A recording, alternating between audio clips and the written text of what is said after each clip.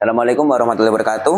Alhamdulillahirobbilalamin wassalatu wassalamu ala asyrofil anbiya'i wal mursalin sayyidina wa nabiyina wa maulana Muhammadin wa ala alihi wa sahbihi wa ali baiti ajmain amma ba'd.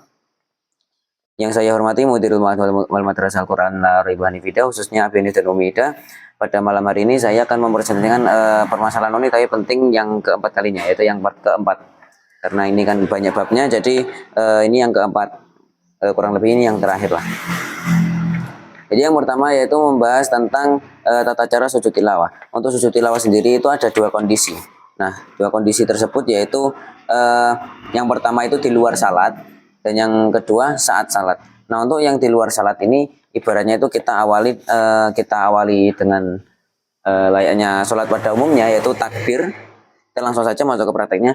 Dan kita takbir, niat dulu, niat. Umumnya sholat kan di awal niat, terus habis itu takbiratul ihram, takbir yang pertama, takbiratul ihram, itu langsung sujud juga boleh. Kalau misal begini dulu, layaknya kita baca al-fatihah juga boleh.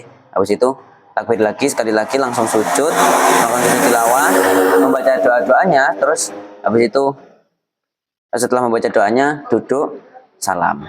Duduknya itu posisinya kayak duduk tahiyat akhir.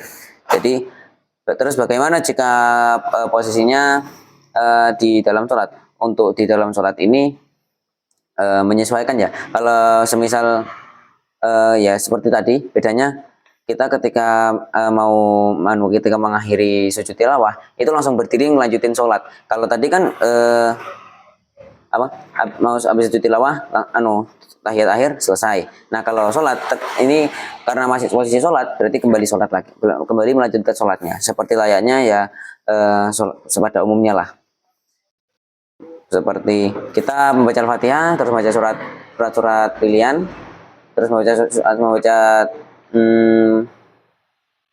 membaca ya ayat-ayat sajadah. Nah, itu nggak perlu pakai takbir lagi terus niat tilawah terus takbir, itu nggak usah. Itu langsung sujud sebenarnya boleh. Yang penting itu ada pemisahnya, seperti diawali dengan takbir seperti itu. Terus yang berikutnya yaitu untuk di luar salat ini sebenarnya modelnya spesifik.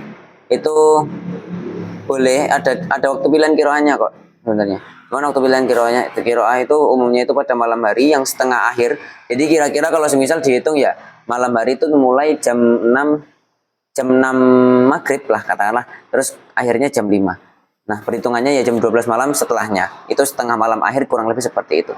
Nah, kalau semisal sujud tilawahnya itu antara maghrib dan isya itu mahbub atau ya disukai. Namun ketika sholat itu ini kembali ke waktu yang saat kita kondisi dalam sholat itu ketika berdiri, ketika mau sujud tilawah itu berdiri sebentar, nggak terlalu lama juga, intinya menyesuaikan kondisi itu diusahakan sujud tilawah. Terus kita masuk ke masalah yang berikutnya yaitu ketika bacaan terhenti. Nah, ketika bacaan terhenti itu hendaknya ya ketika bacaan terhenti itu kurang lebihnya itu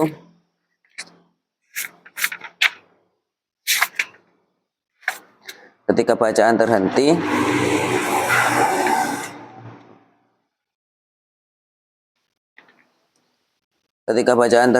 dan tidak tahu ayat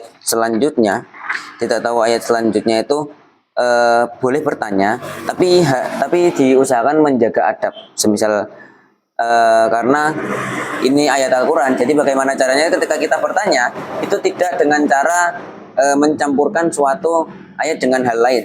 Seperti semisal kita bertanya, bagaimana kelanjutan ayat? Misal bertanya, ini sebagai contoh saja, Anas, qul a'udzu birabbin nas. Nah, lanjutannya apa? Nah, itu seakan-akan kita itu mencampurkan hal yang lain dengan Al-Quran. Nah, ini sangat perlu dibahas. Jadi ketika kita nggak tahu lanjutannya, kita berhenti. Nah, kita bertanya kurang lebih biar tidak mencampurkan sesuatu kepada Al-Quran, itu seperti ini. Ini lanjutannya apa? Bismillahirrahmanirrahim. Qul a'udzu birabbin nas. Berhenti, jangan bilang apa-apa. seenggaknya kasih isyarat biar orang yang ditanya itu menjawab. Dan berikutnya menjadikan ayat-ayat Al-Quran sebagai dalil. Nah, jika menjadikan ayat-ayat Al-Quran sebagai dalil ini sebenarnya kan umum. Nah, tapi kalau bisa itu ada intronya, maksudnya kayak sebagai penggambaran bahwa ini adalah firman Allah, yaitu semisal lafaz qalallahu taala atau yaqulullahu taala. Namun untuk yang lebih baiknya yang mana? Untuk yang lebih baik itu yang qalallahu taala, karena qalallahu taala kan artinya Allah telah berfirman. Nah, karena memang berfirmannya kan ini ya dihitung lebih lama lah. Seperti itu. Makanya yang lebih afdal itu qalallahu taala, karena lafaz qala itu fi'il madhi yang artinya yang menunjukkan masa lampau.